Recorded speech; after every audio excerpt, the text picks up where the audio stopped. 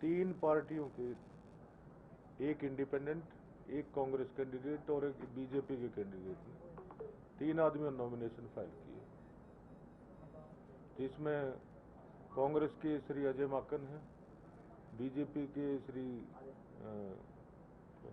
कृष्णलाल पवार हैं और independent candidate के रूप में कार्तिक शर्मा, उन्होंने नॉमिनेशन फाइल किए। आगे क्या रहेगा सर, कैसे इलेक्शन का तो कल इसकी स्क्रूटनी होगी पेपर्स की, और अगर पेपर्स ठीक मिलते हैं तो फिर 3 तारीख विड्रॉल की डेट है। अगर कोई कैंडिडेट विड्रॉ फॉर्म अपना नहीं करता है और नॉमिनेशन पेपर सही पाए जाते हैं तो फिर 10 तारीख को चुनाव होगा। चुनाव का टाइम सुबह 9 बजे से 4 बजे तक। ये बताएं कि चुनाव के दौरान क्या क्या जो है आयोग की हिदायतें हैं जिनका पालन किया जाए? इलेक्शन कमीशन की टोटली जितनी भी डायरेक्शंस हैं वो स्ट्रिक्टली फॉलो करेंगे हम। वीडियोग्राफी करवाएंगे इलेक्शन की, और जो बूथ होगा जहां पर पोलिंग होगी उसके बाहर भी ऑफिसर को डिप्यूट करेंगे to watch the activities of every elector. ये जिस तरह से पॉलिटिकल पार्टियों का रहता है कि नहीं, राज्यसभा चुनाव में व्हिप जारी नहीं हो सकता। और जो मतदाता होता है उसके लिए क्या कंडीशन होती है अपने एजेंट के लिए, जो किसी भी पार्टी का एजेंट है, क्या अपना मत दिखाना होता है? हाँ, अपना मत दिखाना उसको जरूरी है। अगर ऑथराइज एजेंट नहीं देखना चाहता, कोई ऑब्जेक्शन नहीं करता, तो वो उनकी मर्जी है। दूसरा ये है कि इसमें जो वैलिड या इनवैलिड वोट्स हैं किस तरह से हो सकते हैं? मतलब अगर कोई मतदाता जो डालता है वो इनवैलिड, अगर कोई गलती है तो किस तरह की गलतियां जो है वो हो सकती हैं? गलतियां तो कोई आइडेंटिफिकेशन मार्क हो बैलेट पेपर पर, डबल मार्किंग हो, या कोई और जिस तरह अलग से कोई पेन यूज जो है स्पेशल भेजा जाता है। अब की बार जो है पेन जो है स्पेसिफिकली अलग अलग देंगे, और अगले वोटर का नंबर तब आएगा जब पहला वोटर वोट डाल के वापस आ जाएगा, पेन हमें वापस दे देगा, देन हम दूसरे उसको वोटर को वोट के लिए भेजेंगे।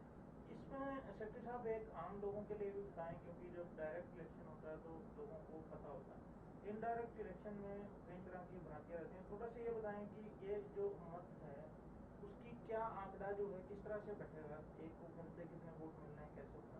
देखो, सीधी भाषा में तो ये है कि जिसकी ज्यादा वोट होंगे वो जीत जाएगा।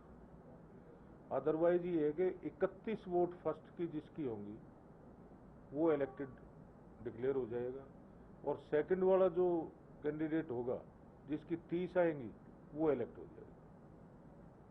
एक वोट, एक जो एमएलए है इक्वल टू कितने से गुना होता है उनका? नंबर ऑफ एमएलए, फॉर्मूला है इसका, नंबर ऑफ एमएलए इनटू 100। एक एमएलए के वोट की कीमत 100 है, और जैसे सीट है 2 तो भाग में 2 + 1 इज इक्वल टू जितना आया उसका +1, ये फार्मूला है इसका। लेकिन ये फार्मूला डिपेंड करेगा कि कितने इलेक्टर्स ने वोट डाली। कल को 90 नहीं डालते, हो सकता है कोई 1-2 एब्सटेन भी कर जाए, तो वैल्यू ऑफ वोट उस हिसाब से निकलेगी जितने वोटर वोट करेंगे। टोटल वोट जी। तो विड्रॉल के बाद अब सारी स्थिति स्पष्ट होगी? विड्रॉल के बाद स्पष्ट होगी कि क्या इलेक्शन होगा या नहीं होगा। अगर नॉमिनेशन पेपर सभी ठीक पाए जाते हैं और कोई कैंडिडेट विड्रॉ नहीं करता है फॉर्म, तो फिर 10 तारीख को चुनाव होगा। मैनुअल होंगे सर, वोटिंग? मैनुअल बैलेट से। ठीक है सर, चलो कर लो। शिकायत तो ये तो वीडियोग्राफी होती है, इसमें शिकायत का कोई वो है ही नहीं। कोई आते हो तो खेला हो रहा है? नहीं, खेलना तो कोई ऐसा नहीं आता जैसे दूसरे चुनाव में इलेक्शन होने के बाद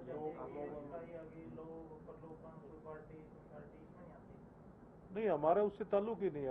हमें तो इलेक्शन कमीशन की गाइडलाइंस जो है वो स्ट्रिक्टली फॉलो करनी है। इस इलेक्शन बूथ से बाहर क्या है उससे हमारा कोई ताल्लुक नहीं है। हाँ।